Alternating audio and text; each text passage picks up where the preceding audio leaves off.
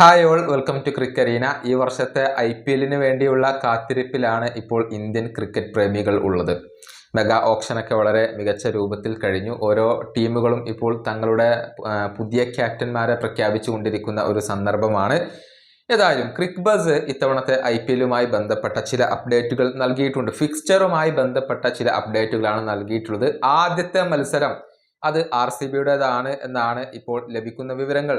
RCBയും KKRും തമ്മിലുള്ള ആദ്യത്തെ മത്സരം മാർച്ച് 22-ാം തീയതിയാണ് നടക്കുക.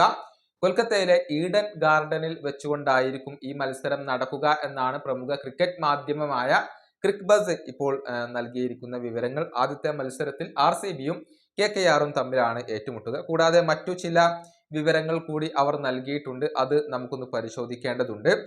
രണ്ടാമത്തെ മത്സരം SRHും രാജസ്ഥാൻ റോയൽസും തമ്മിലായിരിക്കും. പക്ഷെ അതൊരു ഡേ ഗെയിം ആണ്, അതായത് ഉച്ചക്കാണ് ആ ഒരു മത്സരം ആരംഭിക്കുക. ഇനി കലാശ പോരാട്ടം അഥവാ ഫൈനല് മെയ് 25-ാം തീയതിയാണ് നടക്കുക. ഈഡൻ ഗാർഡനിൽ വെച്ചുകൊണ്ടാണ് ആ ഒരു മത്സരം നടക്കുക. അതുപോലെ തന്നെ ഗുവാഹത്തിയിൽ 2 മത്സരങ്ങൾ നടക്കുന്നുണ്ട്. അത് രാജസ്ഥാൻ റോയൽസിന്റെ മത്സരങ്ങളായിരിക്കും.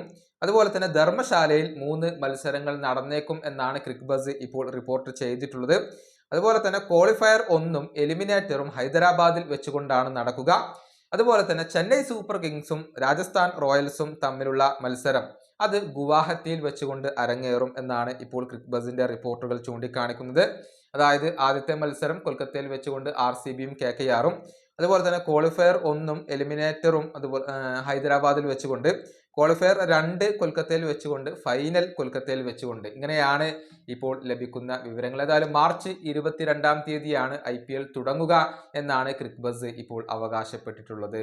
ഈ വീഡിയോയുടെ അവസാനിപ്പിക്കുന്നു. അടുത്തൊരു വീണ്ടും കാണാം.